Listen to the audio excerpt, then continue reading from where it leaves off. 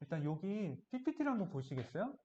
일단 프로그램 개발을 한다, 홈페이지를 만든다, 웹 서비스를 한다, 어플을 만든다. 기본적인 거의 모든 프로그램들이 갖는 구조는 이런 구조라고 생각을 하시면 돼요. 뭐 네모 3개 있고 한데 저희가 익숙한 것부터 한번 볼게요. 프론트엔드가 있고요. 백엔드가 있어요. 그리고 저희 요게 뭐냐면 저희 주소에다가 지금 뭐 파라미터 넣어가지고 엔터 치면 터미널 화면에 이렇게 뭔가 로그가 남는 거를 본 적이 있어요. 저희가 그걸 목요일에 했었거든요. 그래서 이 흐름을 이해를 하셔야 돼요. 프론트엔드 개발은 뭐 눈에 보이는 작업이다, 홈페이지 작업이다, 어플 만든 것도 프론트 작업이다. 뭐 눈에 보이는 모든 행위에 관련된 기능들은 다 프론트엔드에서 작업이 된 거다라고 말씀을 드렸는데 이 부분과 그다음에 백엔드는 예시를 들어놓은 것만 봐도 프론트엔드는 뭔가 사진으로 명확하게 보여드릴 수 있는 게 있는데 백엔드는 기껏해야 터미널 저희가 봤던 거 이거 사진 하나와 나머지는 다 글자들이에요. 거기에 그나마 저희가 했던 게 크롤링, 뭐 파일, 뭐 파싱 이런 것들이 있죠. 그러니까 이런 식으로 눈에 보이지 않는 영역의 개발인 거예요. 근데 얘네 백엔드와 눈에 보이지 않는 뭔가 기능에 구현이 된 백엔드와 눈에 보이는 영역에서 뭐 클릭을 하든 엔터를 치든 뭔가 사용자들, 개발자들이 아닌 사용자들이 사용하는 이 프론트엔드 영역이 별개가 아니라 프론트가 있어야 백엔드를 사용할 수 있고요. 백엔드가 있어야 프론트가 있는 이유가 있는 거예요.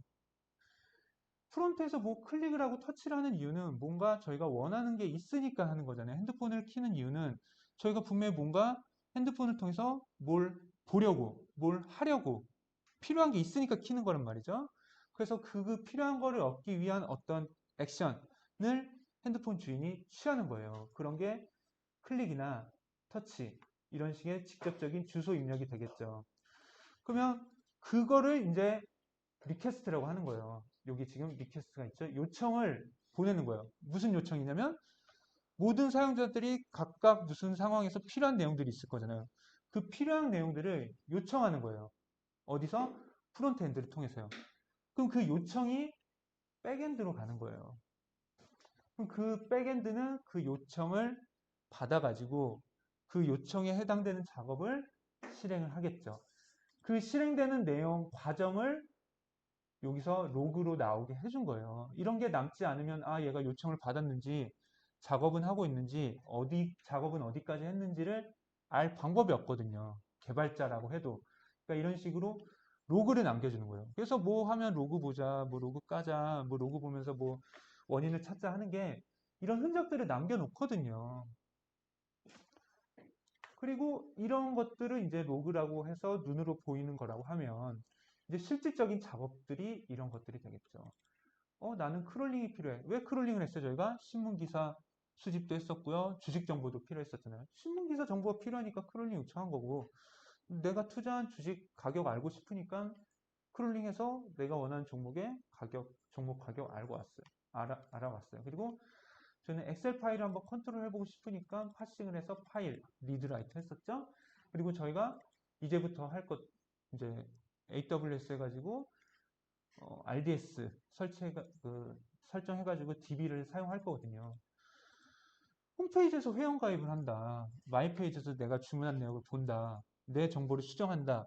이런 정보들이 다 결국은 어딘가에 저장이 돼 있을 건데 그거를 컨트롤하는 거는 백엔드 쪽에서 가져오는 거죠. 셀렉트를 하거나 인서트를 하거나 딜리트를 하거나 업데이트를 하면서 정보를 관리를 하는 거죠. 저희가 DB에 저장을 하지만 저희가 일을 할 때 문서에다 파일을 남기는 이유가 크게 다르지 않다라고 생각을 하시면 돼요. 문서의 기록을 남겨가지고 내가 필요할 때 볼 수도 있는 거고요.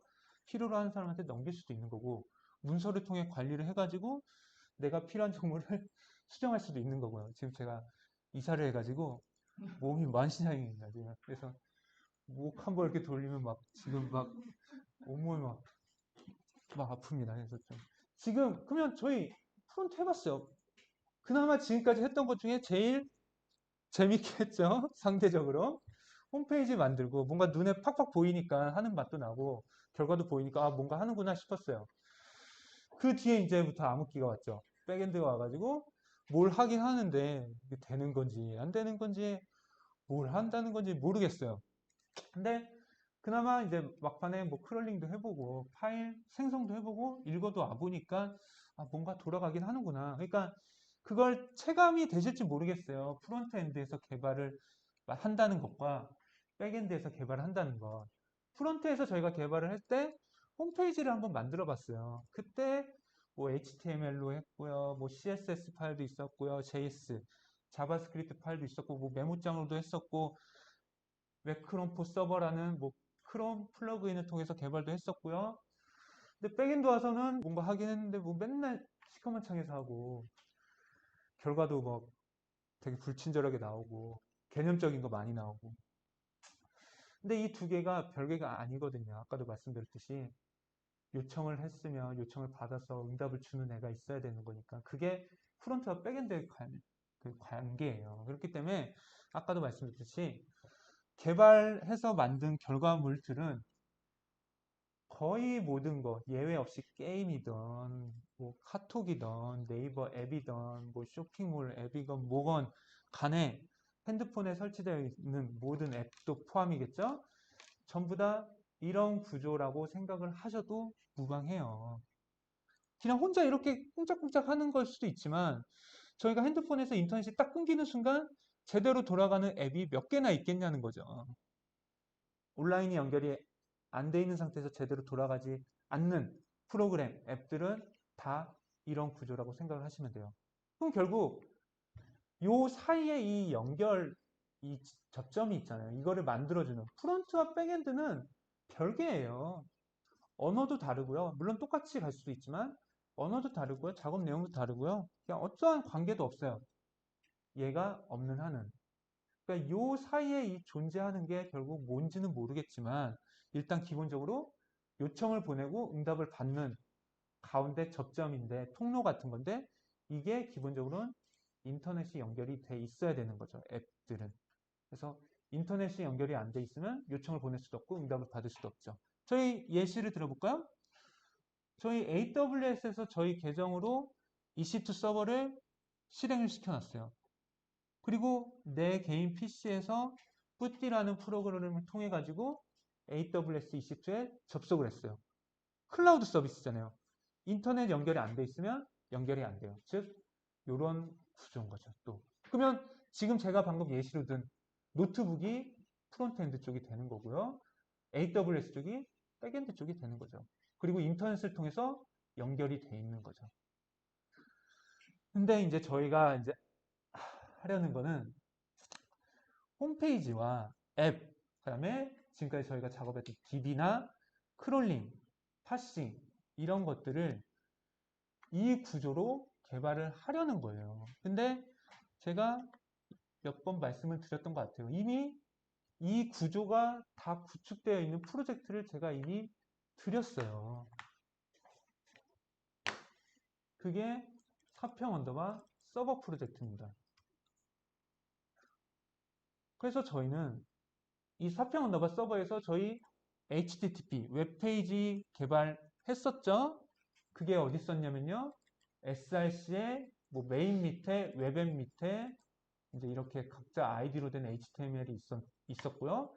이게 HTML 파일, 즉 프론트엔드 개발을 한 거죠. 그리고 저희 SRC 디렉토리가 하나 더 있었어요. 위에 src 슬러시 메인 슬러시 자바로 돼서 패키지 만들고 저희가 뭐 여러 자바 클래스 파일을 만들었었죠. 그래서 그리고 이제 제가 계속 시도하는 게 이 부분에 대해서 설명을 드리려는 거예요. 지금 현재 저희 사평 언더바 서버라는 프로젝트가 이 구조로 다 이미 구축되어 있는 프로젝트라고 말씀을 드렸어요. 그래서 프론트엔드 쪽은 HTML로 개발을 하게 되어 있고 실제로 저희가 해봤고요. 자바도 있기 때문에 저희가 했던 크롤링, 뭐 리드라이트, 엑셀 관련된 예제도 돌릴 수가 있어요. 그리고 당연히 이 부분도 있겠죠. 그러니까 즉 프론트와 백엔드의 중간다리 역할, 브로커 역할, 가교 역할을 하는 HTTP 서블릿이라는 게 있는 거예요. 그래서 이 서블릿, HTTP 서블릿은 자바 라이브러리입니다. 그러니까 이런 브로커 역할을 하는 또 라이브러리가 있겠죠. 오픈 소스로 있고 뭐 직접 만들 수도 있겠지만요. 그리고 뭐 오픈 소스 안 쓰고 자바에서 기본으로 제공해주는 클래스만 사용해서도 충분히 만들 수 있어요. 하지만 뭔가 많이 부족하고 그럴 수 있겠죠. 그렇기 때문에 이미 제공되고 있는 HTTP 서블릿이라는 클래스를 이용해서 이 접점을 만들어낼 수 있어요. 그래서 이 브로커 HTTP 서블릿을 통해 가지고 요청과 응답이 왔다 갔다 할 수가 있는 거죠. 그래서 실제로 저희가 이제 그렇게 구현을 해줘야겠지만 프론트엔드에서 클릭을 하거나 아니면 안드로이드 앱에서 터치를 하면요. 이 HTTP 서블릿을 통해서 백엔드랑 통신이 돼요. 아니면 이렇게 저희가 직접적으로 주소를 치는 것도 마찬가지겠죠. 그래서 지금 그게 이클립스를 열어보시면 사평 서블릿이라는 이름으로 클래스 파일이 존재합니다.